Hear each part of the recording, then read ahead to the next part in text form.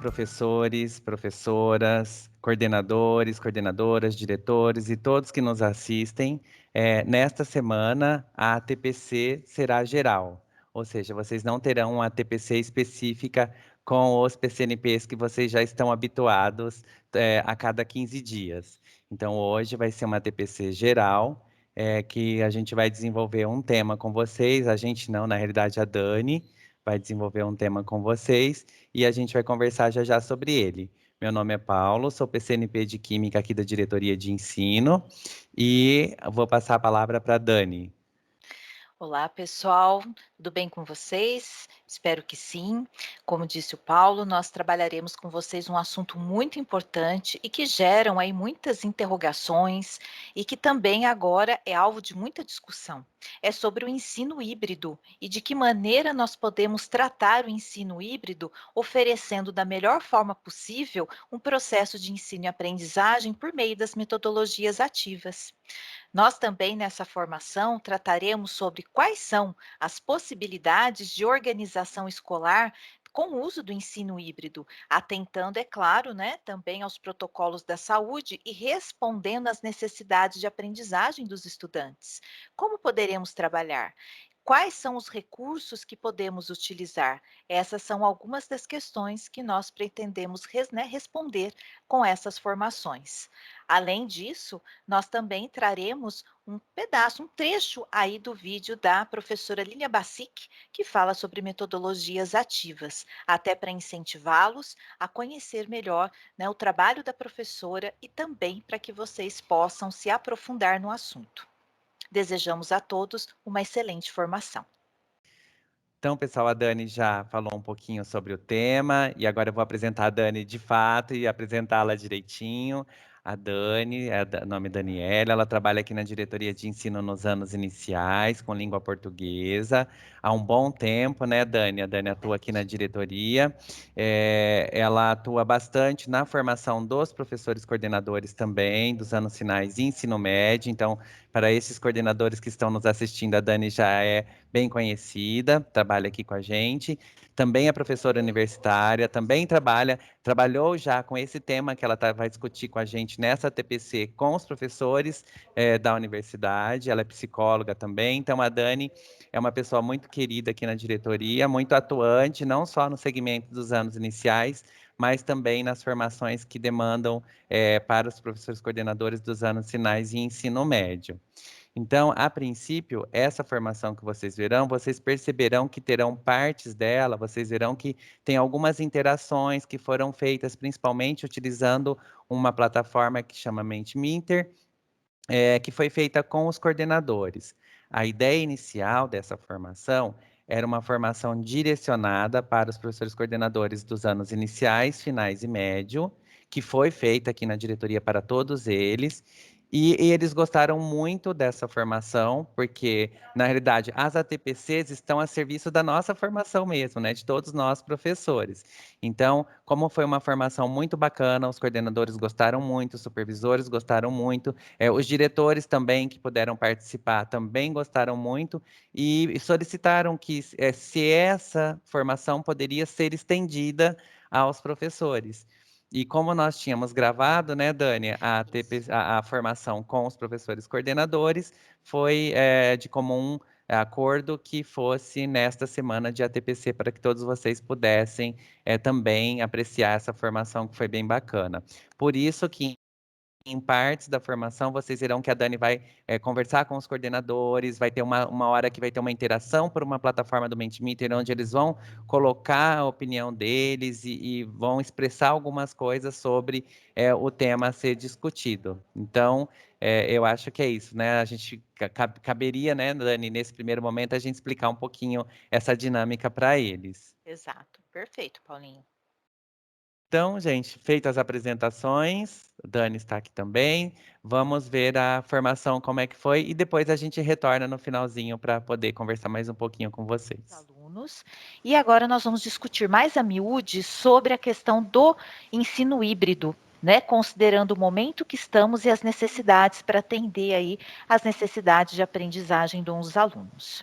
Então, né, qual será o nosso fundamento. Então, nós vamos trabalhar com vocês um pouquinho sobre os conhecimentos e também fazer o levantamento de conhecimentos prévios que vocês já possuem sobre a questão do ensino híbrido, falar um pouquinho do ensino híbrido e quais são, não é, todas as contribuições que ele pode oferecer aí ao processo de ensino e aprendizagem, considerando inclusive o uso de metodologias ativas, e vamos trabalhar um pouquinho sobre as possibilidades de organização neste momento que estamos com o trabalho referente ao ensino híbrido, pensando aí se quando tivermos, né, essa questão da volta presencial que é possível, e agora que estamos de forma remota, de que forma a gente pode pensar sobre a questão aí do ensino híbrido.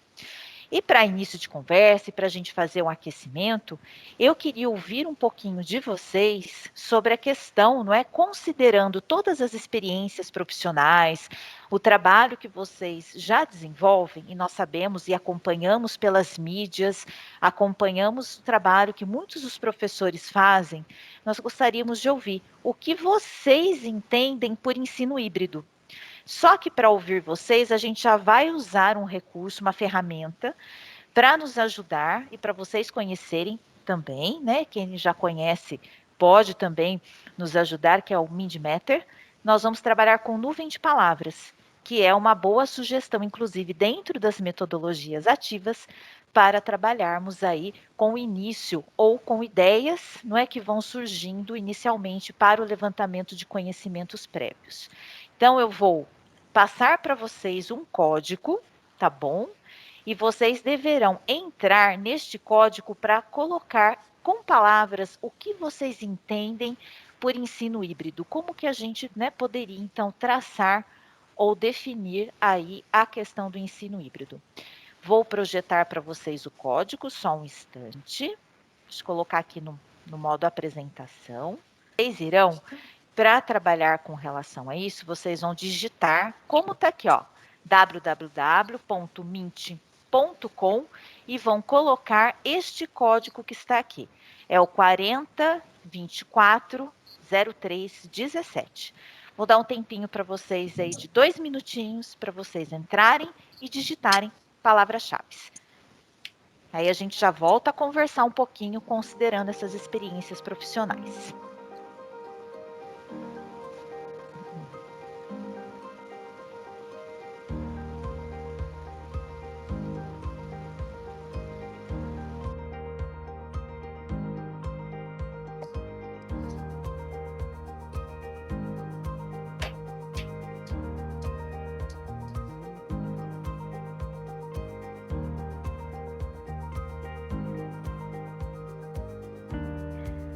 Ok, já está lá aparecendo mistura, remota e presencial, muito bem.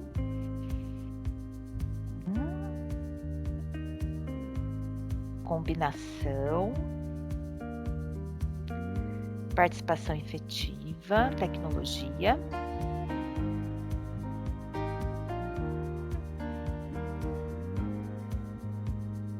Adaptação.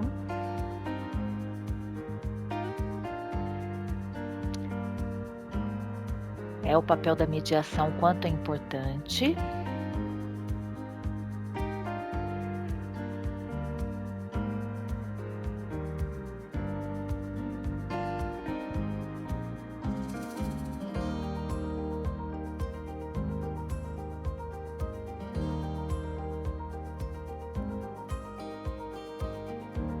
Ok, inovação. Sala de aula invertida, sim, vamos como funciona, o que pode ser feito. Modalidades de ensino. Desafios. Alguém escreveu resiliência de fato, né, nesse momento, né, o quão importante é. Junção de modelos.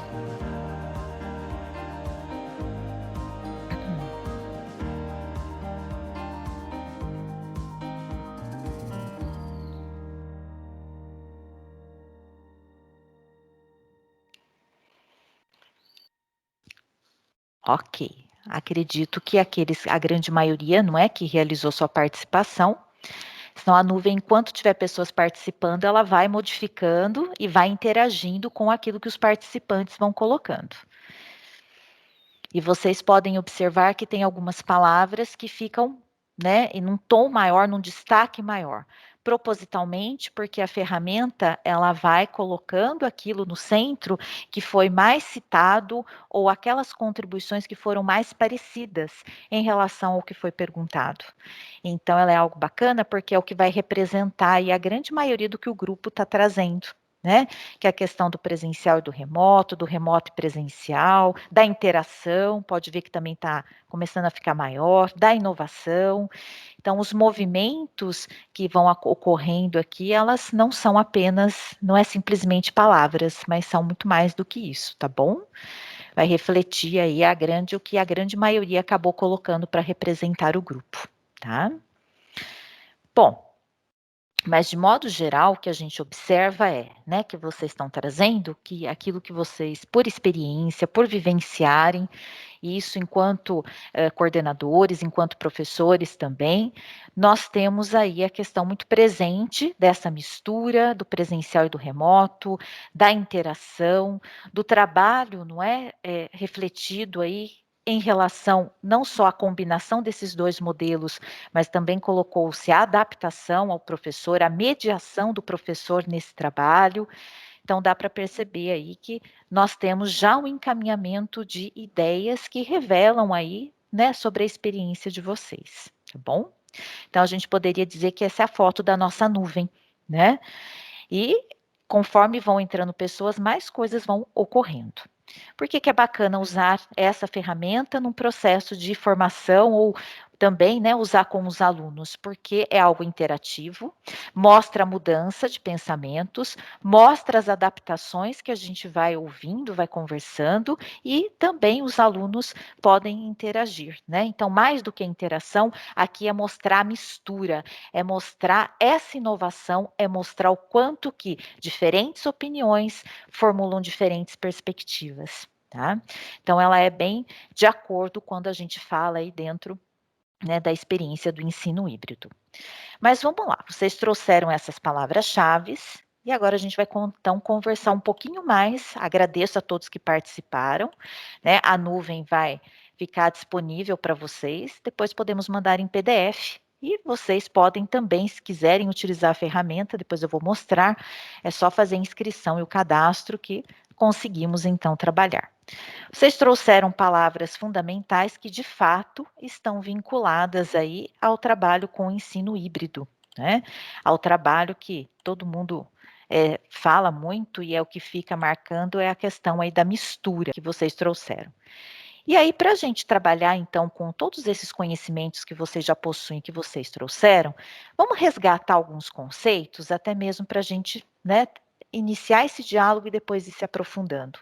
O que é mesmo híbrido? Porque a palavra híbrido, ela não está aí dentro da área somente da educação, né? A questão do hibridismo, praticamente quase uma adjetivação, ela tem a característica daquilo que provém de naturezas diferentes, de misturas, né? Mas nós temos aí a questão do híbrido na biologia, nós temos a questão do híbrido na área da economia, né? Em outras, na engenharia, em outras áreas do conhecimento.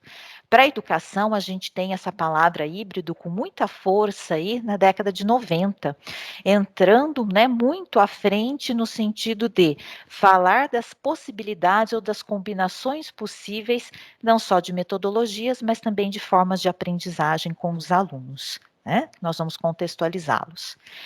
E considerando o que vocês já trouxeram, o que a gente tem, né? Pensando um pouquinho dentro do conceito aí do ensino híbrido, né? É muito importante pensar que no ensino híbrido, como vocês muito bem colocaram, é preciso uma adaptação. Adaptação por parte do papel do professor, por parte da equipe gestora, né, por parte, inclusive, desta cultura escolar de que o aluno querer tudo de forma muito mastigada, de uma forma totalmente assim, já pronta, né, sem parar para pensar ou sem ter uma participação ativa. Isso não é fácil, porque durante muito tempo é o professor que rege ou que domina o processo de ensino e aprendizagem, né? Toda aquela parte centrada nas mãos do professor. Para que isso mude, para que a gente tente considerar ou implementar o conceito de ensino híbrido, a gente tem que trabalhar com concepções, né, de como eu olho para o processo de ensino e aprendizagem, de que forma é o meu papel. E mudar de papéis a gente sabe que não é fácil, porque requer uma disponibilidade interna, requer estudo, requer formação. Então, a gente está começando, eu diria para vocês, dar alguns passos para a gente começar a entender melhor o que é o ensino híbrido, mas vai exigir uma postura ou uma mudança de concepção aí muito maior. Por quê? Né? Diante do que vocês colocaram, tem a resiliência, tem a questão da adaptação, e todas essas palavrinhas requerem, inclusive, não só na mudança da cultura escolar, mas na questão de se adaptar ao novo espaço como estamos, né?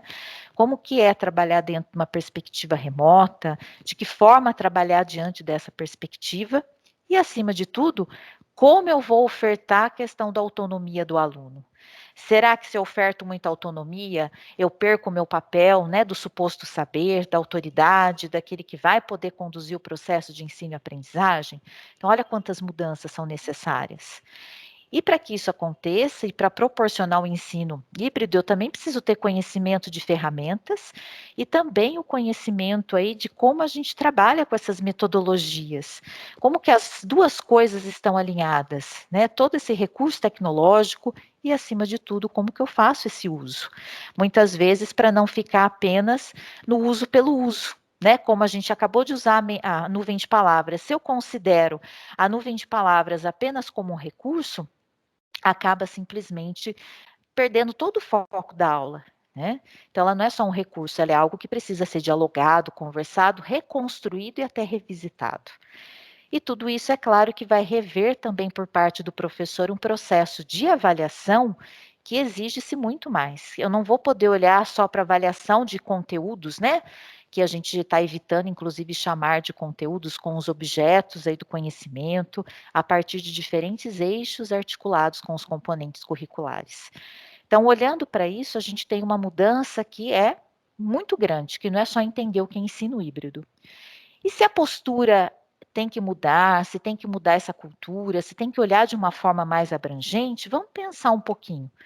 O que será que é mesmo ensino híbrido, considerando que, né, a mistura, considerando blended, né, como se trabalha aí dentro das perspectivas da questão da metodologia ativa. A gente tem que considerar que o ensino híbrido, ele promove sim, e aí confirmando e validando as informações da nuvem de palavras, uma mistura entre o ensino presencial e propostas de ensino online. Ou seja, né, ele integra aí essas duas propostas, fazendo como uso de recursos, não é, a tecnologia que permeia aí, já permeia muitos aspectos da vida do estudante. Só que se ele é uma mistura, ele deve existir, não é, de uma forma blended, o que que a gente tem que pensar, né? Que somente a mistura entre o ensino presencial e propostas de ensino online, será que elas são suficientes para garantir o ensino híbrido? Será que essa mistura, ela garante de fato a aprendizagem do aluno, né? Então é isso que a gente tem que ficar muito atento. Colocar as misturas, planejar uma boa aula, não garante a aprendizagem dos alunos. Isso é muito importante. Eu posso ter aí vários recursos tecnológicos, usar vários instrumentos, mas isso não ser suficiente se eu não olhar para o meu aluno as características que eu tenho e quais são essas necessidades. Então, a gente tem que ir muito além, pensando na questão aí do ensino híbrido, né? Considerando que o ensino híbrido também, como vocês colocaram na nuvem e validando essa informação, ele está vinculado com a questão das interações, ele está trabalhando, inclusive, aí com uma ampliação, lá também tinha a palavrinha ampliação de aprendizagem. Nós sabemos que, não é, para permitir essa interação, então, além de um bom planejamento, além de uma boa mistura entre estratégias de ensino presencial, estratégias de ensino online, nós precisamos, de fato, olhar e pensar, não é, quem são os alunos e até mesmo inserir atividades que possam, de alguma forma, combinar ou diferentes possibilidades que ajudem os alunos, não é, a realmente aprender, porque senão acaba ficando várias combinações, vários recursos que o professor se empolga no uso de diferentes recursos, mas isso de fato não é efetivo para o grupo de alunos que eu tenho. E aí a gente precisa ter muita atenção num ponto também, né, que a gente vê inclusive textos jornalísticos que circulam em diferentes mídias confundindo, a questão aí do ensino híbrido. Muitas vezes a gente vê aí, inclusive, né, em jornais falados ou mesmo em jornais digitais, questões assim, olha, né, o ensino híbrido é aquele que vai, né, garantir agora todo o processo de ensino e aprendizagem. Ou o professor, ele formulou um roteiro e entregou para o aluno fazer, então ele já essa é uma estratégia do ensino híbrido. E aí a gente tem que olhar que isso não é uma estratégia do ensino híbrido, isso é apenas um roteiro, uma condução de estudos. Porque de fato, para ser uma transmissão, para ser de fato, desculpem, o ensino híbrido eu precisaria ter de fato a intervenção e justamente aquele processo que a gente conversou, que é da interação do professor com a devolutiva dessa correção, com uma nova reconstrução, com o aprofundamento aquele roteiro de estudos que foi construído, porque senão vai ficar o roteiro pelo roteiro. E aí a gente não está trabalhando nem com ensino remoto, nem com ensino híbrido, a gente só está dando listas de exercícios. E é essa a nossa grande preocupação com os nossos alunos, não é? Os roteiros de estudo dos professores efetivamente estão se transformando, será que somente numa lista de exercícios, em algo a ser realizado para ter a presença, para ter a nota? Ou a gente de fato está tentando ter uma interação? Então, isso é algo para a gente ir pensando e acompanhando. Eu sei que é difícil, porque temos, né, muitos professores, estamos distantes, mas é importante que a gente acompanhe, inclusive, como que se dá essa construção, porque senão, de fato, não fica aquilo que é a proposta, não é, dessa integração de diferentes modelos e nem muito menos um exercício aí do ensino híbrido. A outra questão também que é muito confundida, que o ensino híbrido, apenas a transmissão de aulas ao vivo pelo centro de mídias, isso seria de fato o ensino híbrido. Não é. Isso seria apenas a que nós chamamos de transmissão de aulas ao vivo. Mas sem uma articulação do professor, sem um planejamento, isso não se torna um ensino híbrido, fica a transmissão pela transmissão.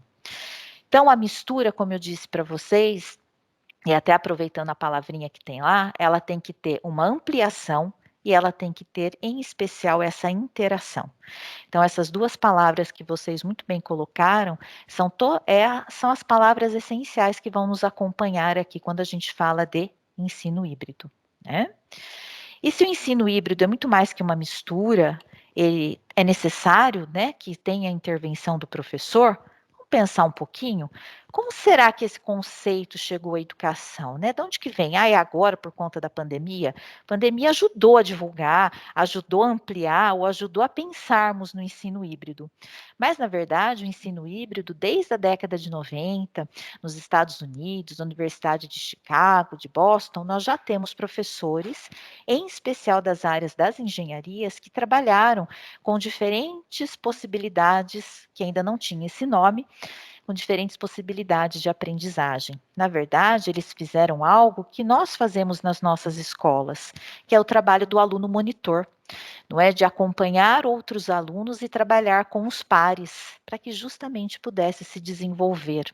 Então, tinham-se roteiros de estudos, os monitores ajudavam um determinado grupo de alunos, enquanto o professor ficava com outro grupo de alunos. Começou-se a pensar um pouco nessas estratégias, e aí chegou-se um pouquinho ao nome, não é? Da questão aí do ensino híbrido, especificamente considerando aí os 10 últimos anos, né, pensando sobre isso. Depois a gente vai deixar várias referências para vocês se aprofundarem. Aqui no Brasil a gente tem a Lilian Bassic, que é uma daquelas que de fato tem vários cursos, tem vídeos, e vamos sugerir também aí, até a Nova Escola fez uma entrevista com ela, e ela fala um pouquinho sobre o papel aí do ensino híbrido e de que forma ele está aliado às metodologias ativas, tá? E assim, no nosso contexto hoje, escola paulista, não é? Escola do estado de São Paulo, a gente tem muito forte o ensino híbrido entrando com a questão da pandemia, em especial em 2020, não é? Que todo mundo fala híbrido, híbrido, híbrido, mas que isso ajuda, na verdade, né? Só preparar a aula, interagir diante de tantas dificuldades. Bom, primeiro que ele pode ajudar a acompanhar um pouquinho de modo mais personalizado aí aquele grupo de alunos para a gente conseguir verificar o que está ocorrendo. E nós temos aqui na nossa diretoria vários relatos de professores que fazem os grupos do WhatsApp, que acompanham os diferentes grupos, inclusive dando suporte para aqueles grupos, usam da ferramenta muitas vezes aí do Google, para realmente estar trabalhando com aquele grupo. Depois, num outro momento, ele trabalha com outro grupo de alunos. Então, a gente tem vários aí depoimentos e relatos de professores que já desenvolvem isso. Então, ele pode, de fato, ajudar de uma forma mais personalizada aí os alunos. Pode ajudar a despertar o interesse dos alunos? Sim, até porque, como eles dominam muitas das questões tecnológicas, trabalhar com algumas ferramentas, além do roteiro de estudo papel, ajuda muito para eles pensarem quais saídas possíveis. E ajuda, de alguma forma, a ampliar o nível de conhecimento dos alunos, que é garantir a participação de todos. Não é? Até porque eu ofereço o link, ofereço as ferramentas, aqueles que não têm, a gente sabe que são providenciados aí as cópias das atividades, então isso amplia de forma muito maior aí a interação e a troca de opiniões, inclusive entre escolas, como a gente tem relato de escolas que desenvolvem trabalhos aliados com outras unidades escolares, que os alunos mandam cartas, que os alunos desenvolvem, inclusive, projetos juntos, para colaborar nesse sentido. Então, a gente tem ganhos muito grandes aí considerando o ensino híbrido. Bom, se o ensino híbrido tem contribuições e a gente sabe que ele pode ajudar no processo de ensino e aprendizagem, o que a gente pode pensar de outras contribuições para além desse processo de ensino-aprendizagem, né? Primeiro, ele ajuda a entender um pouquinho como cada estudante aprende, ou as suas limitações e também os seus avanços. Pode ajudar a dar um suporte, né, em relação à defasagem, porque eu posso trabalhar com grupos menores, e com esses grupos menores eu posso conseguir atender mais prontamente o desenvolvimento. Eu posso trabalhar, inclusive, né, com as possibilidades mediadas pelo uso de ferramentas digitais ou não, posso utilizar de outros recursos e posso cada vez mais né, estimular a autonomia desse estudante, exatamente para, né, estar em consonância, inclusive, com o que a gente tanto fala do desenvolvimento aí de competências, em especial, né, da busca aí mais ativa do aluno pelo seu processo de aprendizagem, que está presente aí no nosso currículo. Então, o ensino híbrido tem várias possibilidades de compreensões. Detalhe, gente, o ensino híbrido, nós temos, inclusive, né, quando a gente fala, nós temos, assim, uma variedade, considerando, né, de formas de utilização do ensino híbrido, ou como se referem alguns autores, como a própria Lilian Bassic e o Ron Staker, que trabalham com modelos dentro do ensino híbrido, né? Então, nós temos, dentro desses modelos, e aí até falo que valeria a pena a gente ter formações específicas de como planejar cada modelo como esse, eu vou comentar aqui de forma mais geral e vou deixar as referências para vocês se aprofundarem também. Nós temos aí, quando a gente fala no ensino híbrido, né, tanto pensando em sala de aula física ou ensino online, né, quando a gente fala do ensino híbrido, o que eu tenho? Eu tenho os modelos de rotação, que eu posso trabalhar com os alunos com diferentes grupos e com diferentes propostas de atividades, ou que a atividade tem uma mesma finalidade, mas cada um vai ter um objetivo diferente. A gente vai ver, por exemplo, a construção de uma galeria de arte virtual, que se encaixaria bem nesse modelo de rotação. Eu tenho a questão aí, né, dos modelos flex, que se adequam perfeitamente ao ensino remoto, que é o que mais fazemos com os roteiros de estudo, depois com a gravação de vídeos do professor, ou mesmo com orientações, né, de forma ao vivo deste professor e os alunos não presentes. O modelo à la carte, que o aluno, de fato, ele tem opções, isso, por isso à la carte, né, ele escolhe, inclusive, uma dessas disciplinas que ele vai cursar, ele elege o roteiro de estudos que melhor se adequa à sua necessidade, atividade, e depois ele tem aqueles outros componentes, outras formas que são acompanhadas, né, de uma forma mais obrigatória. Então, a gente tem esse modelo à la carte, e isso talvez seja ainda uma evolução a ser constituída, porque para chegar num roteiro que o aluno escolha, que ele justifique a sua escolha, eu preciso trabalhar antes com mudanças de papéis, né, com mudanças de organização até mesmo do seu componente curricular. E o modelo virtual enriquecido, também eu posso trabalhar com diferentes estratégias de forma remota, e eu posso utilizar aí não só a busca de vídeos, não só o aprofundamento, né, de propostas de atividades, mas eu posso enriquecer com outras constituições, como webinar, seminários, né, e muitas formas de apresentação que envolvam os grupos de alunos. Posso trabalhar com laboratórios virtuais, aí vai uma infinidade de questões que podem ser colocadas. A gente vai dar alguns exemplos também para vocês. Paulinho também vai apresentar para a gente conseguir compreender aí essas sugestões. E além disso, quais possibilidades a gente pode utilizar na escola? Que a gente está falando aqui de algumas possibilidades, de ferramentas, mas a gente tem que ver aquela que melhor se adequa ao contexto escolar, ao meu grupo de alunos, e em especial, o que algumas iniciativas que a própria SEDUC teve que pode nos ajudar nesses diferentes modelos apresentados, né? Porque a gente também não pode desconsiderar que não está sendo ofertado alguns recursos para ajudar nesse processo de ensino e aprendizagem. Então, olhando para tudo isso, o que a gente precisa conhecer antes de fazer uma opção ou planejar?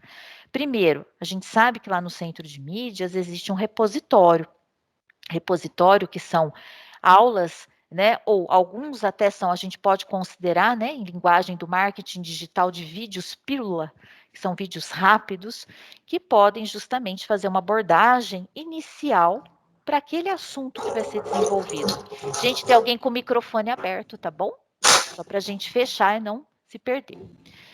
Além disso, o professor depois pode, com esses vídeos pílula, ou muitas vezes não é vídeos que vão auxiliar no processo de levantamento de conhecimento prévio, trabalhar com a questão da continuação dessa atividade na aula, que pode ser feita de forma perfeitamente remota.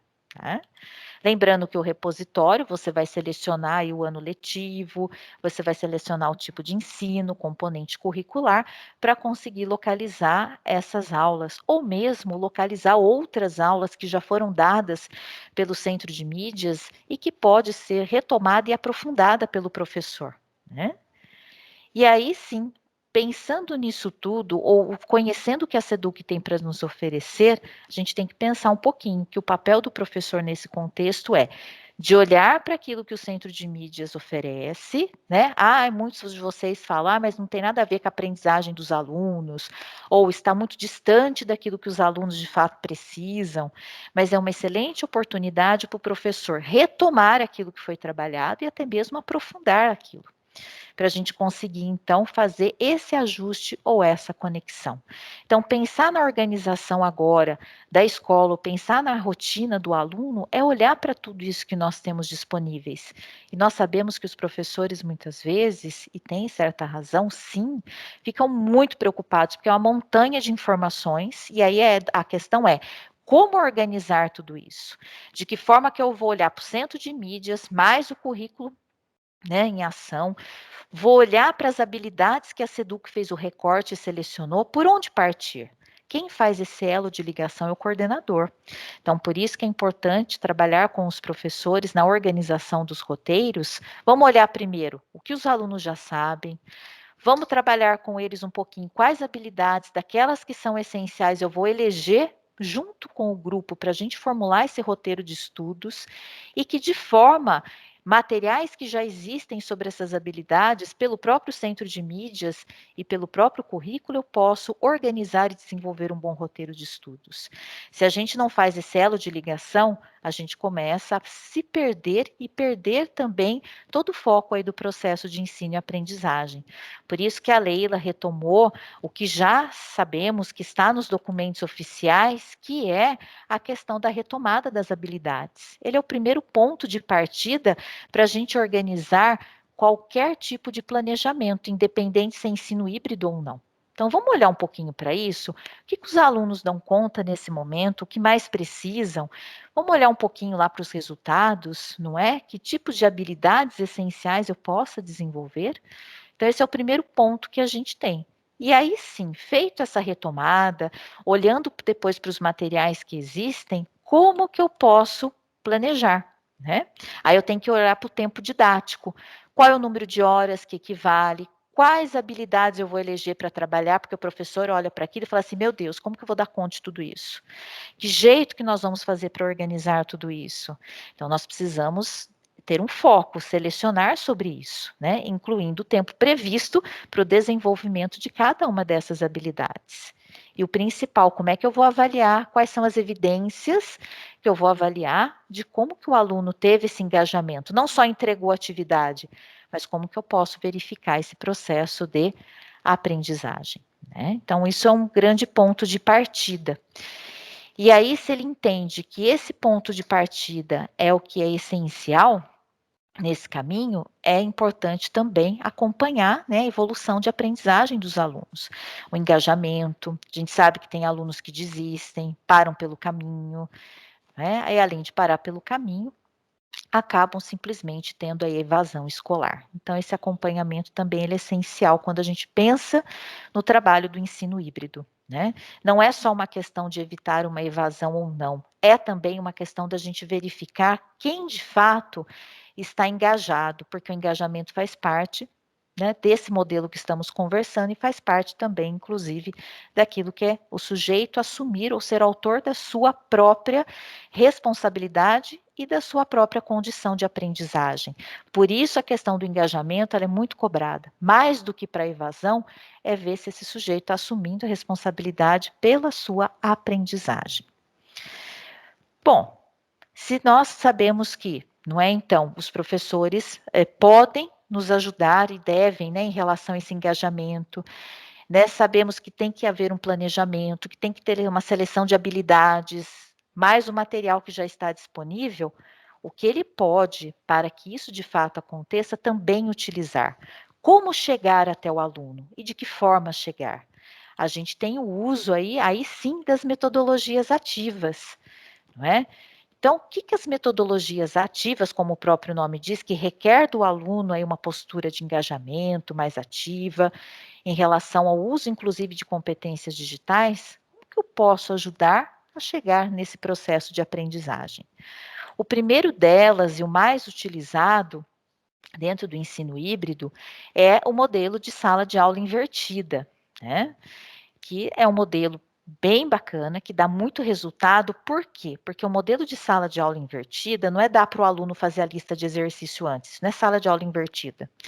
Não é trabalhar com ele listas e listas, ou trabalhar com ele uma pesquisa e depois simplesmente a pesquisa cair no esquecimento ou a lista de exercício ficar só como a lista. Aqui se prevê, inclusive, que o aluno tenha acesso a esse objeto do conhecimento, ao que precisa ser trabalhado antes da aula. Então, o professor prepara, não é, de todo esse encaminhamento, compartilha com os alunos terão esse acesso, só que não é só compartilhar por compartilhar, é compartilhar e propor reflexões, é compartilhar e propor perguntas de aprofundamento. Tá? Senão fica só de novo o material pelo material. E aí, quando eu tenho só o material pelo material, muitas vezes perde o sentido total daquilo que está sendo colocado. Então, o aluno tem acesso antes, não é, aquilo que é trabalhado. Em aula, o professor vai esclarecer as dúvidas e aprofundar aquilo que foi proposto, e depois da aula, ele também vai propor um aprofundamento daquilo que foi trabalhado. Então, eu tenho a pré-aula, a aula e a pós-aula, para a gente conseguir entender, né? E isso é chamado, gente, de tempos didáticos diferentes. Então, quando a gente trabalha com esse modelo, o planejamento do professor, ele vai ter o nome de tempo didático. Qual é o tempo didático da pré-aula, qual é o tempo didático da aula e qual é o tempo didático da pós-aula? E se não tiver uma interação com essas funções, a gente vai ter uma sala de aula esquizo, completamente dividida, onde nada conversa com nada, ou vai ficar, como eu disse para vocês, algo sem finalidade, não é somente para cumprir papel.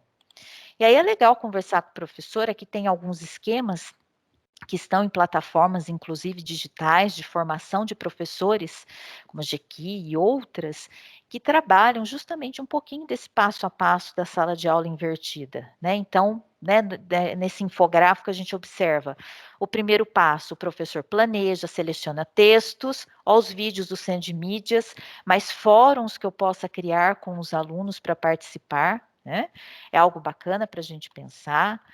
O segundo passo, eu vou tirar as dúvidas e levantar as dificuldades, vou oferecer um conhecimento extra daquilo que é proposto, vou me aprofundar e sistematizar as informações, e por último, eu vou trabalhar aí, então, na ampliação, que é construir novos projetos, construir debates e construir aí novas atividades possíveis, né? Então, veja que para planejar tudo isso, o professor tem que conhecer o assunto, saber quem são os alunos e, em especial, dominar quais são as habilidades que essa turma mais necessita. Não adianta falar, ah, eles não sabem nada. Todo mundo sabe algo. Então, o que, que eu tenho que começar? Por onde eu posso, né? Então, começar dentro daquilo que é proposto. E aí vem algumas sugestões de trabalho. Então, eu e Paulinho formulamos alguns trabalhos, algumas sugestões para vocês, para a gente ver o que é possível, no momento que estamos, dentro do ensino remoto, né, trabalhar com essas informações, tá bom? Eu trouxe um exemplo do quinto ano, mas que é uma habilidade e objeto do conhecimento que está aqui, ele perpassa toda a trajetória escolar do aluno do ensino fundamental ao ensino médio. Por isso que eu vou apresentá-los para vocês, porque faz sentido e a gente pode fazer adequações ou ajustes a essas questões. E pode servir, inclusive, para uma turma de recuperação de aprendizagem de sextos, sétimos anos, com dificuldades de compreender algo que é muito característico aí nesse período, que são os textos de divulgação científica. Então, a proposta é fazer essa sugestão, até para a gente pensar nesse projeto de recuperação, né? Trabalharmos com relação a isso. Então, se eu fosse trabalhar com a questão da sala de aula invertida, escolhendo essa metodologia ativa em especial, né, esse trabalho, o que, que a gente poderia tratar? Por exemplo, né, então eu teria uma finalidade. Qual seria a minha finalidade, né? Por exemplo, reconhecer as características de diferentes gêneros textuais. Isso está no currículo paulista, isso está nas habilidades, e nesse caso especificamente, qual seria o gênero textual que eu quero enfatizar? Textos de divulgação científica. Quais seriam os objetos do conhecimento a ser tratado? Estratégias de leitura e compreensão e leitura, que perpassa todo o processo das habilidades essenciais. Qual seria a prática de linguagem aqui possível? Leitura e escuta, tanto compartilhada quanto autônoma, né? Pensando dentro do currículo paulista. Quais seriam as habilidades essenciais a serem tratadas? Desde identificar a ideia central de textos de diferentes gêneros, assunto e tema, que nós sabemos que é um grande dificultador dos alunos, em especial de nonos anos. Qual que é a diferença entre assunto e tema, demonstrando a compreensão global. Depois, localizar informações explícitas em textos de diferentes gêneros, no caso, divulgação científica, e inferir informações implícitas na leitura de diferentes gêneros textuais. E aí, claro, como as nossas habilidades cada vez mais estão conversando com o SAEB, em especial nas avaliações de aprendizagem, processo, a matriz foi toda reformulada e ela conversa muito agora com o SAEB. Então, o que, que a gente teria dentro da matriz do SAEB? Nós teríamos algo vinculado aos procedimentos de leitura, tanto da localização de informações explícitas, a inferência de informações implícitas, né?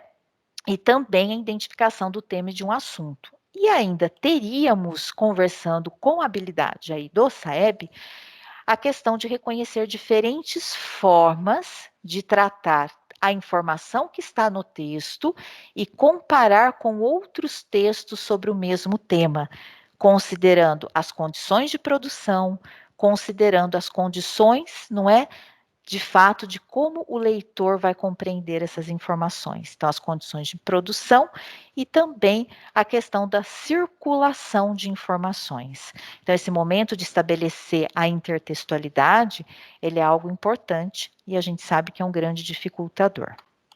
O que o professor deve saber para preparar uma aula como essa? Conhecer o que é o texto de divulgação científica, do que trata, né? Então, aqui vem uma informação para o professor.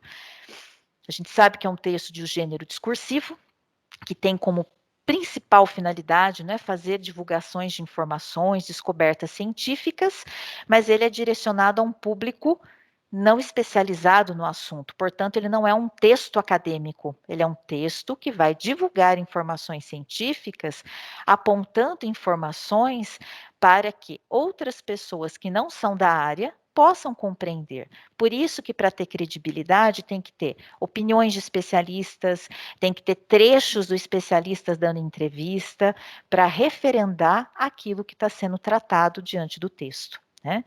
E geralmente são publicados em jornais ou revistas aí científicas destinadas a diferentes públicos, como nós que não somos especialistas em determinada área. Como o professor vai fazer o planejamento? O antes, selecionar as habilidades, verificar o objeto do conhecimento e a prática de linguagem que será trabalhada, localizar possibilidades de intervenções, desde lá do programa Ler e Escrever, se for os anos iniciais, do Aprender Sempre, se for um projeto de recuperação, e dentro do currículo paulista também localizar essas informações, né? Além disso, ele tem que selecionar o texto de divulgação científica, elaborar boas perguntas com foco em quê? O levantamento dos conhecimentos prévios dos alunos sobre o texto, possibilitar questões que vão depois, durante a aula, de levantar inferências de informações, e ele pode organizar as informações no Jamboard. Não é que é um aplicativo dentro do Google que a gente vai colocando como se fossem blocos de nota, coloridos, inclusive, para chamar a atenção ou para registrar essa informação. Daqui a pouquinho a gente já mostra o Jamboard para vocês. E aí vem os tempos didáticos. Então, quem faz um planejamento de sala de aula invertida tem que ter muito claro a organização do tempo e do espaço, pensando nessa coerência do antes, do durante e do depois. Então, antes da aula, o professor, por exemplo, pode gravar um vídeo, um áudio, pode usar até aplicativo, não é? Para fazer um podcast, se quiser, nessa orientação, e explicar que eles vão ler um texto que tem por finalidade divulgar informações relacionadas a descobertas científicas, de maneira que são textos que são acessíveis, não é, a todos e que não vem de um público aí especializado. Pode gravar com a linguagem dele, né? Feito essa gravação, ele pode sugerir para os alunos assistir uma aula do CMSP. Até trago essa aula que é sobre o texto de divulgação científica. A gente pode colocar o link, pode colocar aqui, é uma aula aqui do 5º ano que se elabora e depois teve uma aula, inclusive, continuando sobre isso do 6º, falando sobre a questão do texto de divulgação científica. Então, ele também podemos usar o que está no repositório e podemos também utilizar, inclusive, outros vídeos gravados aí pelo Centro de Mídias, tá? Bom, se eu já dei a deixa, eu parei por aí? Não. Durante a gravação, o que o professor pode falar? Se ele propor, vamos ler um texto, veja a aula do Centro de Mídias, virou uma atividade? Não, não virou uma atividade pré-aula. Sabe por quê? Porque não tem um diálogo e não tem reflexões possíveis que os alunos possam fazer. Aí vai virar lista pela lista, vai virar assistir vídeo por assistir vídeo. Então, para que de fato seja uma atividade de pré-aula, durante a gravação, o professor tem que falar um pouquinho, falando sobre o que é o vídeo e articular com o que vai ser apresentado, com o que vai ser estudado, falar do título, não é, dessa atividade para os alunos que está no Centro de Mídias, propor, inclusive, para eles, por exemplo, um texto Energia Verde, né, o que vemos na imagem, que aqui a gente já tem a questão do infográfico, inclusive, um texto muito bacana, para trabalhar com a questão do verbal e do não verbal. E aí eu posso, inclusive, sugerir perguntas, não é, que vão falar um pouquinho sobre o levantamento de conhecimentos prévios. Qual é a mensagem transmitida pela imagem? Existe relação entre imagem, o título e o slide do cartaz? Qual? Para identificar, posso até colocar aqui, fazer um recortezinho, título, imagem, como é que essas coisas se articulam, né? Posso também conversar ou lançar perguntas para os alunos. Agora vou apresentar a vocês textos impressos que tratam desse assunto. Eu posso mandar o texto, não é impresso, que aí já não está mais impresso, que eu mandei do modo virtual, mas posso explicar para eles. E aí eu posso fazer a pergunta: que tipo de texto trataria esse tema? Né? Quem você acha que poderia escrever um texto sobre esse tema? Para quem? Com qual objetivo alguém escreveria sobre isso? E aí a gente poderia, é claro, lançar essas perguntas, eles poderiam registrar ou não, né? A gente oferece o link do texto, trabalha com eles até inclusive onde está esse link, com então algo para eles pensarem ou refletirem. Só que eles precisam se envolver com essa tarefa. Por isso que o combinado do professor é algo importante, o contrato pedagógico. Né? Ai, Dani, eu só tenho 3 que entram na aula, ou 3 que vão entrar depois da interação ao vivo. Ok, é um processo de construção. Mas a gente precisa tentando ampliar essas informações. Tem aluno que não vai querer participar, mas que vai querer mandar por áudio o que pensou. Ok. É o jeito que ele consegue, a melhor forma que ele consegue partilhar com a gente aquilo que ele colocou. Cuidado para a pré-aula, gente, não virar uma camisa de força e eu exigir que o aluno responda isso para dar nota. Porque a gente também tem isso. A gente ainda tem na nossa cabeça que dar questionário da lista tem que valer nota, senão o aluno não faz. Cuidado, né? Se quiser valer nota ou atribuir um valor, tem que ficar muito claro para o aluno que este valor tem a ver também com o nível de aprendizagem que ele também está buscando e com o engajamento com o tema a ser trabalhado, para não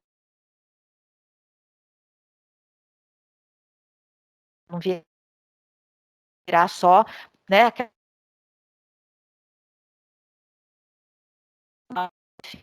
roda de conversa, inclusive.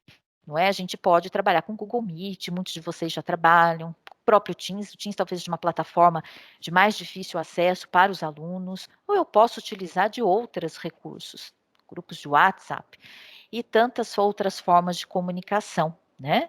E aí eu posso trabalhar com eles nessa roda da conversa, exatamente retomando as questões que foram tratadas e registrando em nuvem de palavras, registrando por meio do Jamboard ou de outros recursos aquilo que foi possível, ou se não, no papel mesmo que o professor registre, faça o encadeamento daquelas perguntas, né? Em relação a tudo isso que foi trabalhado. Então, ele retoma as perguntas, fala com os alunos sobre o texto e pode ter sugestões de questões como essas. Lembra da pergunta? Quem poderia ser o autor de textos como esse? Não é? Quem lê um tipo de texto desse tipo, lê para quê? Qual é o objetivo desse tipo de texto? Mas para que serve mesmo? E aí a gente pode começar a comparar o texto lido pela professora no vídeo, aí vamos ver, né, a questão do vídeo, apresenta o mesmo objetivo do texto que vocês leram, verde energia? Para ver se é possível acompanhar. Dani, se ninguém leu, se ninguém fez nada. Ué, a gente retoma com eles. O que tinha no texto que você deu, o que tinha na aula do professor do centro de mídias. E é assim que faz, porque muitas vezes o aluno não tem todo esse grau de autonomia. Quem vai trabalhar com essa questão? O próprio professor, nesse contexto, né?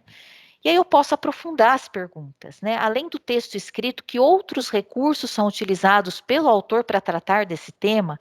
Porque o autor utilizou esse recurso? Se ninguém identificar, vamos lá, olha, no trechinho tal está escrito isso. Por que será que o autor escreveu dessa forma? Ele poderia escrever de forma diferente? Por quê? Então a gente também pode trabalhar dentro dessa situação, né? Após esse aprofundamento, esse estudo do texto, mais o comparativo que está no centro de mídias, né? Como é que a professora terminou a aula lá com o texto? Né? O que a gente pode concluir? Que esse é um vídeo que a professora faz bastante sistematização sobre texto de divulgação científica, né? Posso retomar com eles o que foi falado, o que foi colocado, até para a gente chegar em algumas características do gênero específico aí do texto de divulgação científica, aí já no final da aula. E aí o professor também pode utilizar, né, sobre o que é o texto, organizando em tópicos, porque como a gente está trabalhando em relação às aulas, a gente precisa de alguma forma fazer uma sistematização, senão fica a aula pela aula e, de novo, os tempos didáticos não são amarrados e a gente, de novo, vai ter somente a interação e dizer, diz aí que você entendeu, mas como que a gente amarra? Aí fica algo bem solto no tempo e no espaço, e a gente precisa ter uma sistematização dessas informações, né? Então, a gente poderia dizer, é um texto expositivo? Sim. Utiliza um padrão de uma linguagem formal? O que é linguagem formal? Então, a gente pode ir sistematizando e conversando com ele sobre algumas das características, aqui só tem 5, não são todas, quando a gente fala de texto de divulgação científica. Terminou por aí? Não. Aí eu preciso, numa pós-aula, já previamente planejada, né, sugerir a leitura de outros textos para permitir outros aprofundamentos, como, por exemplo, identificar tema e assunto, ver se o autor, ao final, consegue concluir, inclusive, apresentando uma compreensão global daquele assunto que foi colocado. São perguntas muito cabíveis aí em SAEB, Enem, não é? Geralmente pega esse último trecho do texto e diz o que o autor quis dizer com isso. Então, eu vou fazer uma nova compreensão com eles, até para a gente garantir como que as generalizações de informações chegam aos textos de divulgação científica, que é algo muito pedido, muito solicitado dentro das avaliações externas. Posso sugerir, né, aqui fica a sugestão de leitura para o professor da Roxane Rojo sobre a questão dos textos de divulgação científica, olhar um pouquinho para isso. Então, são formas possíveis de encaminhamentos didáticos. Se eu fosse trabalhar com o ensino por rotações, dentro aí do trabalho com artes, eu poderia pensar no desenvolvimento de uma galeria de arte virtual. Poderia usar a plataforma Google Arte Cultura, que eu gosto bastante, né? Pode-se planejar o uso de diferentes autores, né? O uso de diferentes artistas, inclusive. Eu digo autores porque a gente tem bastante também dentro da plataforma autores que fazem não só, né, escultura ou pintura, mas que também usam de diferentes linguagens, né, dentro dessa questão. Então, a gente pode trabalhar com eles ou escolher com eles quem são esses artistas, e diferentes grupos ficam responsáveis por organizar, não é, esses diferentes artistas, ou escolher diferentes movimentos culturais que lá também aparece em relação a isso. Eu posso organizar as equipes, orientando a pesquisa, posso escrever um documento compartilhado sobre como pesquisar, como olhar essa questão. Posso ir sugerindo e fazendo monitoramento e até eleger alunos monitores que me ajudem nesse documento e de sugestões de melhorias, inclusive para os grupos aí, de como olhar, de como melhorar, né, em relação à pesquisa ou de artistas ou de movimentos culturais, ou até mesmo nas mudanças do espaço geográfico que acontecem, que a questão aí do Google Art e Cultura é possível também fazer essa pesquisa. E depois eu vou criar essa galeria e vou socializar esta galeria. E cada grupo pode ter nas suas diferentes rotações finalidades diferentes de apresentações, que depois vai culminar numa apresentação de uma galeria de arte virtual e depois, se quiser, uma webinar. Aí a gente pode pensar em algumas coisas como essas, né? Já mostro para vocês um pouquinho sobre essas informações. As metodologias ativas também, a gente falou de sala de aula invertida, um pouquinho do uso por rotações, mas elas também trabalham de uma forma muito boa a questão da aprendizagem baseada em problemas, que é algo, às vezes, que é confuso, muitas vezes, da gente entender. Aprendizagem baseada em problemas não cabe só à matemática, que muita gente acha que isso cabe só à matemática ou à área de ciências da natureza. Muito pelo contrário, ela cabe em qualquer área do conhecimento. Só que eu tenho que pensar qual é o objeto do conhecimento que eu vou ensinar e de que forma eu vou ensinar. Porque a aprendizagem baseada em problemas, ela consiste numa situação desafiadora, que pode ser feita em grupo, pode ser feito primeiro individual, depois em grupo, ou inverter esses movimentos, em que o aluno tem um desafio possível a ser resolvido. Então, eu posso ter, não é, uma situação, ainda mais alunos de ensino médio, uma situação em que eles terão que se colocar no lugar, por exemplo, de uma determinada pessoa, de um determinado personagem, e a gente vai perguntar para eles qual é a saída que eles encontrariam para aquela situação.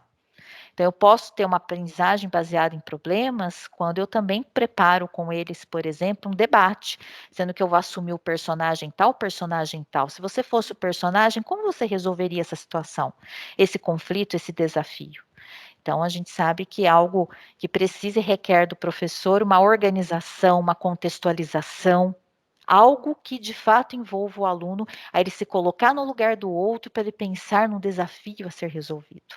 Então, a aprendizagem baseada em problemas, ela não é apenas problemas que envolvem a área da lógica aí, né? A gente tem outras situações, problemas muito mais abrangentes e que precisam ser trabalhadas com eles. E aí, o projeto de vida e outros componentes curriculares nos ajudam muito a trabalhar com essas metodologias ativas. E a problematização? Problematização e aprendizagem baseada em problemas são as mesmas coisas? Não, são coisas diferentes. Não é claro que eu posso fazer uso e combinar essas diferentes metodologias, mas são coisas diferentes. A problematização não são boas perguntas, tá? Durante muitos anos na rede se confunde problematizar com fazer boas perguntas para os alunos, aquelas que os alunos pensam, reflitam. Problematizar, pessoal, é algo muito mais sério do que isso, porque para organizar uma problematização, eu tenho que organizar uma observação apurada de um texto, que é o problema, eu tenho que fazer identificação desse problema, ou dessa dificuldade, do desafio. Eu tenho que Dani, tá ajudar ou cortando. subsidiar o aluno a ter. Oi? Tá me ouvindo? Tá cortando? Às vezes é a internet aqui da diretoria. Tá cortando? Melhorou? Vou falar mais de pertinho para ver se não melhorou. Vamos ver. Eu posso ter, inclusive, além dos pontos chaves da teorização ou de oferecer esses recursos, eu tenho que ajudar o aluno a levantar hipóteses e depois eu quero ver se aquelas hipóteses são aplicadas à realidade ou não. Então, eu posso ter a problematização em filosofia, eu posso ter a problematização em química, mas, claro, de acordo e adequado ao contexto do objeto do conhecimento. Então, para pensar em problematização, eu preciso pensar em 5 etapas plausíveis, não é, dentro desse objeto do conhecimento. E agora a gente vai mostrar para vocês que as metodologias ativas, elas podem ser combinadas com o uso de recursos digitais, como, por exemplo, o Padlet, que vocês sempre utilizam, a grande maioria das escolas tem para disponibilizar as atividades, mas a gente gostaria que vocês trabalhassem com o Padlet além disso. Usassem o Padlet ou ajudassem os professores a fazer linha do tempo, a trabalhar com eles com construção de mapas mentais, não é? Que isso ajudaria para a gente não só ficar como um mural, né? Porque o Padlet está muito para nós só como mural, mas ele vai além de um mural. Ele vai como registro de aprendizagem, ele vai como memórias de aprendizagem, que também é um recurso aí das metodologias ativas, né?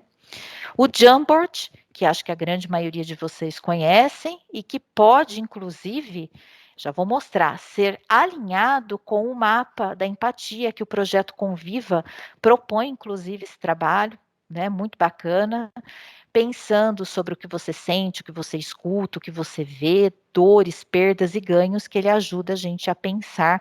E aí eu vou construindo essas informações. Quer ver? Eu vou mostrar para vocês um pouquinho desses aplicativos para a gente ter uma noção. Então, por exemplo, o Jamboard, a gente pode lançar desafios aqui ou usar para sistematizações. Ele está dentro da ferramenta Google. A grande maioria das pessoas hoje tem um Gmail. Então, dá para a gente ir construindo. Por exemplo, se eu lançasse para vocês a pergunta: qual o papel do professor no ensino híbrido? A gente poderia vir aqui, vocês iriam falando, né? Então, vamos colocar lá um papel, né? Eu poderia ir salvando e construindo aqui todo um registro daquilo que está sendo falado da reunião. É bacana ser colorido, eu posso colocar ele de diferentes maneiras, e aí eu vou norteando conforme eu quero. Então, ajuda muito a gente trabalhar com essas informações. Esse Jamboard aliado, não é, com o mapa da empatia, inclusive do projeto Conviva, com a proposta, e fica muito bacana.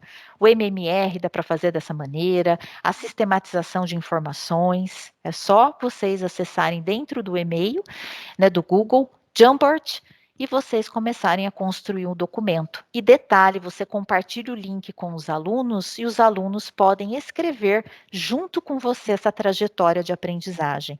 Então fica muito bacana e é um recurso legal para a gente utilizar, né? Outro recurso bacana que a gente mostrou para vocês, né, que é o que a gente conversou, MindMatter, que dá também para trabalhar com nuvens de palavras, formulação de gráficos e infográficos, e ajuda muito nesse contexto, não só de pré-aula, mas como com atividades de sistematização. E tem um que é bem bacana, deixa eu mostrar aqui para vocês. A tela, estão enxergando a tela, gente? Que é o Geniali. Sim. Sim? O Geniali são aulas interativas que a gente pode construir com os alunos. Então, eu construo o roteiro, e aí eu posso ir clicando. O aquecimento, por exemplo, do que é o ensino híbrido, né? E aí, faz o quê? Não faz o quê? Se fosse dar essa aula para vocês por aqui, vocês acessam o QR Code e respondem por meio do QR Code. Vai dar acesso a vocês ao Padlet, né? Para a gente usar de diferentes maneiras. E aqui eu vou fazendo, ó. Se eu fosse construir uma webinar para vocês desse trabalho, qual é o objetivo, qual é a finalidade. Aqui vem a definição da Lilian Bassic do que é a questão do ensino híbrido. Vem aqui algumas tirinhas do Calvin, depois eu vou mandar para vocês, vocês fiquem à vontade para usar com os professores também. O Calvin questionando um pouquinho, né, essa coisa de só exercício e tarefa, que é o que o ensino híbrido propõe tarefas, mas não só com, né, fez ou não fez, como punição. E aqui vem algumas interações do que é. Então, ele faz uma aprendizagem, uma plataforma interativa, dá para mandar as aulas por aqui. Aí você vai clicando, ó, informações sobre alguns livros. Por exemplo, esse livro é maravilhoso, Preparando os Professores para o Mundo em Transformação. E aqui a interação, né? Ó, o que é as habilidades centrais para trabalhos mais inovadores, tá? Então, assim, é aquelas apresentações um pouco diferentes, um pouco inovadoras, que para eles chamam a atenção aqui, onde eles precisam ir clicando. Enfim, são sugestões possíveis, né, para vocês também, sobre a questão do que é trabalhar com os professores, o que é ensinar por competências. Vou encaminhar para vocês essa apresentação, porque ajuda, inclusive no ATPC, não é para a gente trabalhar com os professores, mostrando o exemplo de como seria uma aula utilizando algumas ferramentas de uma metodologia mais ativa nesse contexto. O vídeo, que define melhor o que é o ensino híbrido, e aqui a sistematização do que seria todo esse trabalho do ensino híbrido. É uma proposta também. A outra que a gente pode utilizar é o Flipgrid, que eu crio vídeos e compartilho, né, por exemplo, com grupos. E aí a gente vai criando os grupos e eu vou compartilhando. Os alunos postam vídeos e aqui a gente tem aqui uma infinidade, né, de vídeos e de construções aí a serem feitas. E aí a gente tem só naquele grupo dos alunos os vídeos que eles fizeram, que eles podem, né, desenvolver referente a essas informações. A galeria Google Art é essa também, a gente encontra, e aqui a gente tem desde fotos, vídeos 360 graus, artistas, o uso de materiais diferentes, os movimentos artísticos, os eventos históricos que a gente tem, e outros, né, eventos por períodos, e em especial aí algumas mudanças diante do espaço, da memória, que eu acho bem bacana para trabalhar com as questões da história, da geografia. Temos lugares do mundo e depois o aluno pode, como eu falei para vocês, construir aqui, ó, criar uma galeria. Então aqui a gente tem a construção da galeria pelos alunos para formular a galeria da turma, a galeria da sala. Então ele é bem bacana para a gente também, né, conversar sobre isso.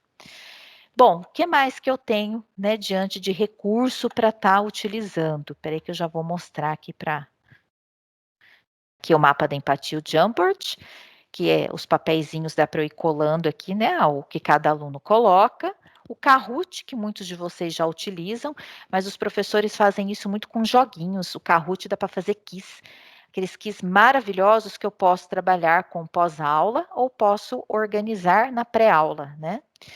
Eu tenho também outro aplicativo, que é uma plataforma parecida com o Geniali, que é o Paul Everywhere, que eu também crio apresentações criativas para os alunos, em especial da área de ciências da natureza, vai gostar bastante, porque eu posso colocar diferentes objetos digitais de interação e conseguir construir aí infográficos bem específicos para as áreas, né? Aqui a carinha do Geniali, que é aquela apresentação que eu mostrei para vocês, o Google Cultura, e a gente tem também aplicativos para fazer podcast, que é o Anchor, fazer podcast que os professores podem utilizar. Tem até professores que já estão utilizando na rede, que os professores mandam para nós, a gente vai acompanhando também. E aí vem, né, gente, para vocês saberem mais, esse é um livro que eu tenho em PDF em caminho para vocês, sobre ensino híbrido. Esse é o livro famoso da Lilian Bassic sobre o uso dessas metodologias ativas e sugestões de trabalho. E esse também do João Matar são algumas desses, em especial, dessas 3 questões que eu trouxe para vocês, né? Dentro do ensino aí da mistura do blended, a questão do estudo de caso, como é que eu trabalho com estudo de caso com alunos, inclusive de ensino médio, e como que eu trabalho com situações, problemas e problematização a partir disso. E aqui a gente deixa algumas referências, inclusive, que estão dentro do próprio canal de formação do Centro de Mídias, de que algumas coisas que eu já falei aqui já foram faladas, inclusive, nas formações, e que vocês podem retomar ou até pedir para o professor trabalhar em relação a tudo isso, tá bom? Então, assim, essa é uma sugestão possível. Existem outras formas, outras ferramentas. Depois a gente vai apresentando para vocês ao longo das formações, os PCNPs vão mostrando algumas dessas ferramentas do que é possível utilizar dentro de áreas do conhecimento específicas, tá bom? Hoje foi para a gente conhecer de modo geral a forma como a gente pode nos, né, organizar, ok?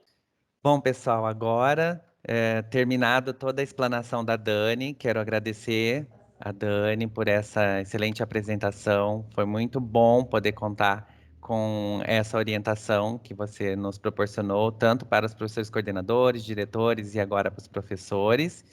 E agora eu vou passar para a Dani para ela poder falar um pouquinho mais sobre a Lilian e falar um pouquinho sobre o próximo pedacinho de vídeo que a gente vai ver que continua no assunto, que é de uma das autoras que a Dani cita. Dani, é com você. Obrigada, Paulinho. Então, pessoal, nós vamos passar em um trecho, como disse o Paulinho, do vídeo da professora Lilian Bassic. A professora Lilian Bassic é referência, inclusive, na área de metodologias ativas. Para quem não a conhece, ela é doutora em Psicologia Escolar do Desenvolvimento Humano pela USP São Paulo.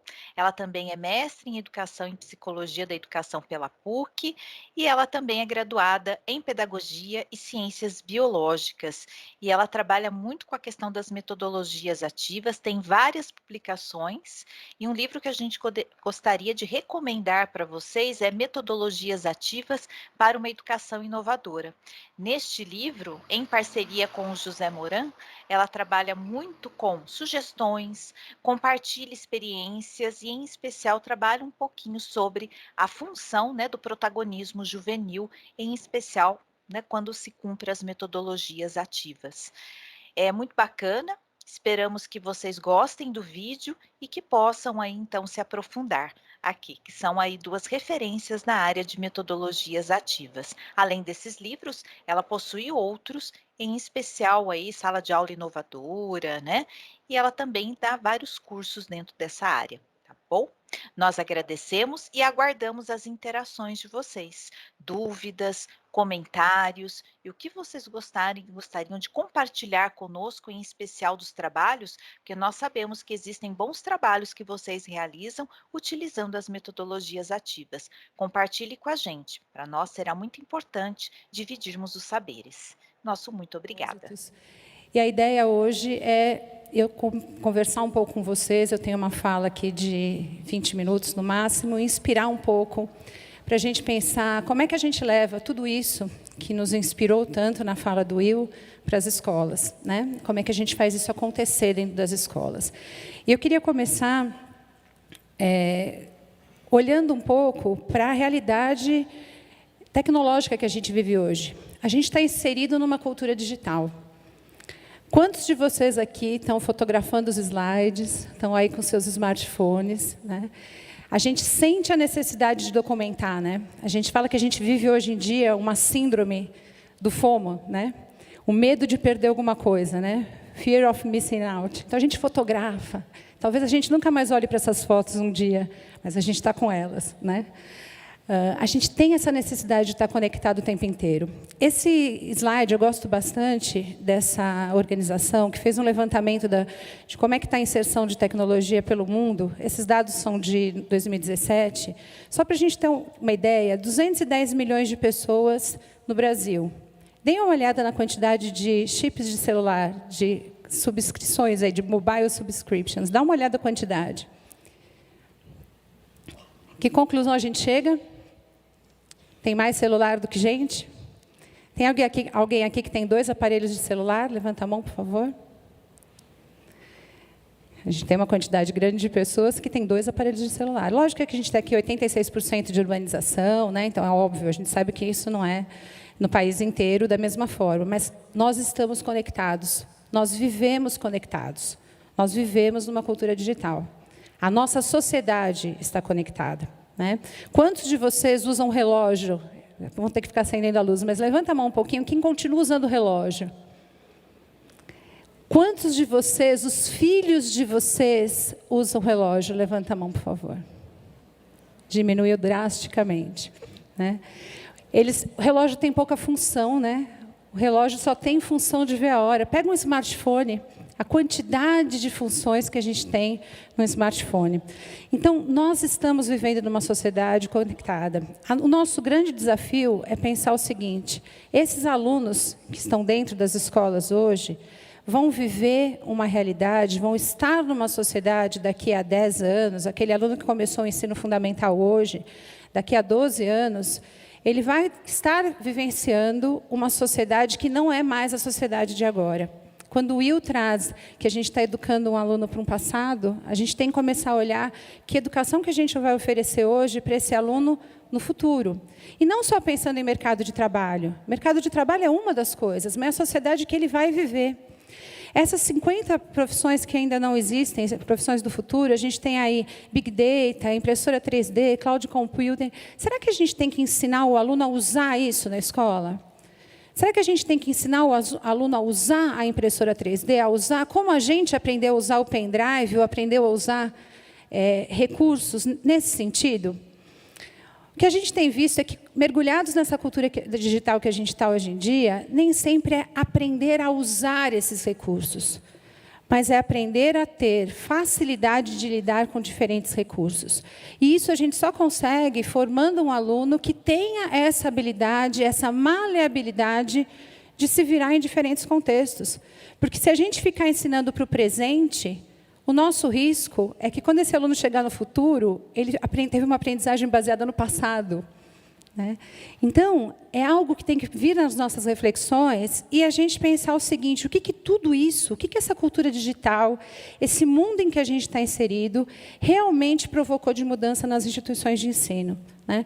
Tudo isso que a gente ouviu na primeira fala, como é que está se refletindo nas escolas? Como é que pode se refletir de verdade dentro das escolas, de uma forma que a gente consiga fazer com que o nosso aluno esteja formado para a vida? Né, que é isso que a gente objetiva. Eu trouxe umas imagens aqui para a gente olhar um pouquinho, só para a gente pensar em situações de sala de aula pelo mundo. Né? Essas imagens mostram diferentes contextos de sala de aula, em diferentes locais. E essa organização de sala de aula passa alguma mensagem para a gente. Né? Que mensagem a gente tem numa imagem como essa? Que mensagem esse espaço passa para a gente? De quem é? O conhecimento está na mão de quem? Essa organização, no estilo que a gente está tendo aqui, reflete quem é que está recebendo e quem é que está transmitindo. Acaba mostrando para a gente quem está tendo um papel ativo no processo e quem está tendo um papel de receptor. Né? E isso não é algo que acontece no Brasil, é algo que a gente tem como reflexo em várias instituições pelo mundo. A nossa reflexão é pensar que, se a gente continuar fazendo esse tipo de desenho dos ambientes escolares, muitas vezes a gente não está atingindo ninguém. Eu gosto muito desse material do professor Todd Rose, não sei se alguém já teve a oportunidade de assistir a um TED dele. Né? Ele trabalha com o mito da média. Quando a gente está planejando a nossa aula, quem daqui é professor? Levanta a mão, por favor. Quem é professor? Está em sala de aula ainda.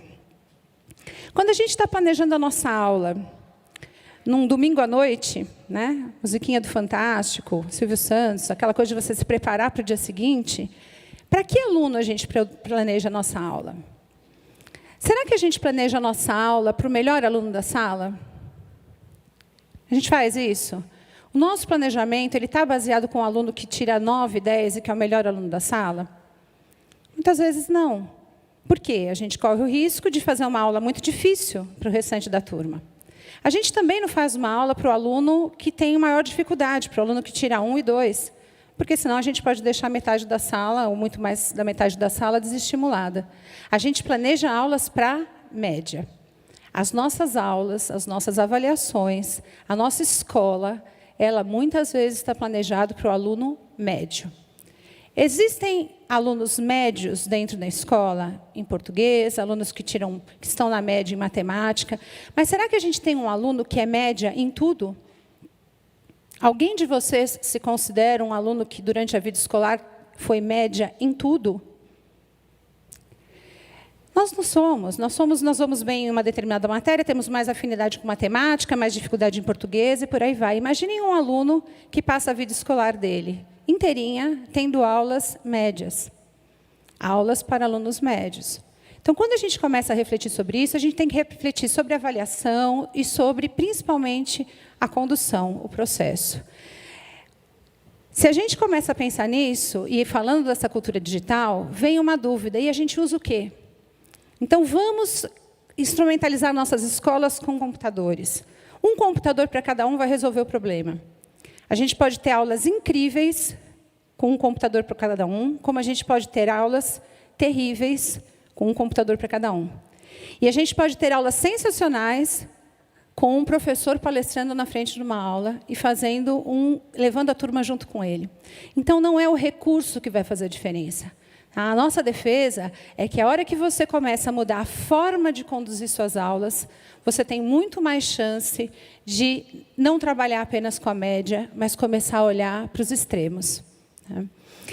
Quando a gente pensa nisso, ok, e como é que eu faço isso? Muito obrigado, Dani. Agradeço a participação de todos vocês, a paciência, mais uma vez, né, para ficar 1h30 quase minutos aqui de ATPC, né, Dani? Nós esperamos que vocês tenham gostado, né? Essa ATPC foi uma ATPC no sentido estrito da palavra de formação, né, Dani? Que, né, a gente entende, tenta compreender questões, e questões muito importantes relativas a metodologias ativas e principalmente nesse momento que a gente está vivendo, né? Então, é importante a gente saber quais são as referências que a gente tem, né, para a gente poder também se apropriar delas. Então, muito obrigado, Dani, muito obrigado aos professores. E um grande abraço para todos. Pessoal, até a próxima.